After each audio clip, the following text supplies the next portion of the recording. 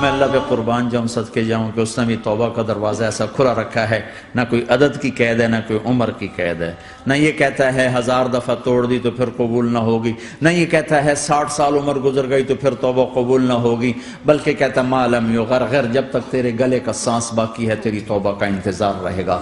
اور پھر ساتھ یہ کہتا ہے کہ تو اتنے گناہ کر کے زمین سے اٹھا کر آسمان کی چھت کو لگا دے، پھر ایک دفعہ کہہ دے یا اللہ معاف کر تو میں سارے ہی معاف کر دوں گا، ولا ابالغ، مجھے پرواہ بھی نہیں ہوگی، پرواہ بھی نہیں ہوگی۔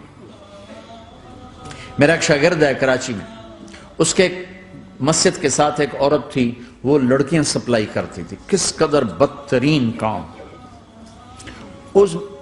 اس نے، میرے شاگرد نے اس عورت کے بیٹے سے دوستی لگائی اور اس کو میرے بیان کی کیسٹ دے دی۔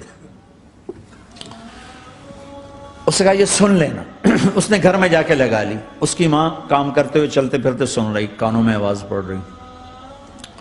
تھوڑی دیر کے بعد وہ آ گئی، کہنے لگی مجھے بھی سنا، تو اس نے سنی، پھر کہنے لگی دوبارہ سنا، پھر دوبارہ سنی، پھر کہنے لگی ایک دفعہ اور سنا، پھر ایک دفعہ اور سنی۔ کہنے لگے یہ کون ہے؟ کہ پتہ نہیں کون ہے۔ کہ کس نے دی؟ کہ یہ مولوی صاحب جو مسجد کا اس نے دی۔ تو اس نے بیٹے کو لیا اور مسجد کے دروازے پر آ کے، لوگ تراویح پڑھ کے نکل رہے تھے، انہوں نے کہا میں یہاں کے امام سے ملنا چاہتی ہوں۔ تو آ گیا، امجد نام ہے اس کا۔ کہا مولوی صاحب یہ کیسٹ آپ نے دی ہے؟ کہا جی۔ یہ کون ہے؟ کہ میرا استاد ہے۔ کیا نام ہے؟ طارق جمیل۔ کہا اس نے کہا ہے کہ جتنے بھی گناہ کرو توبہ کرو تو قبول ہو جاتی ہے، تو میری توبہ قبول ہو سکتی ہے؟ تمہیں تو پتہ میں کیا کرتی ہوں۔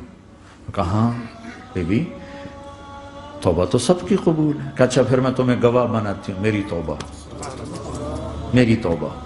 اور اگلے دن مسجد میں آنا شروع کر دی تراویح میں، اور دعا کرے یا اللہ اگر میری توبہ قبول ہے تو مجھے اٹھا لے، اگر میری توبہ قبول ہے تو مجھے اٹھا لے، اگر میری توبہ قبول ہے تو۔ زور زور سے دعا کرتی، عورتوں کے اس میں جدھر عورتیں نماز پڑھتی تھی۔ 29 کی رات سجدے میں اللہ نے اس کو موت دی تھی۔ ساری زندگی لڑکیاں سپلائی کی اور موت آئی رابعہ بصری جیسی۔ توبہ ایسی چیز۔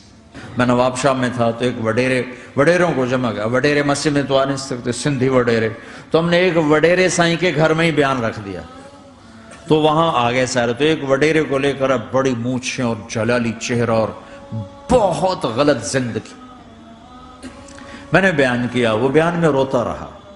جب میں نے کہا ہاں بھائی توبہ، میں ہر بیان میں یہ کرتا ہوں کوشش، شاید کوئی ایک آدمی میرے ذریعے سے توبہ کر جائے تو میری بخشش کا سامان بن جائے، تو اس نے زور سے کہا اللہ سائیں توبہ، اللہ سائیں توبہ، اللہ سائیں توبہ۔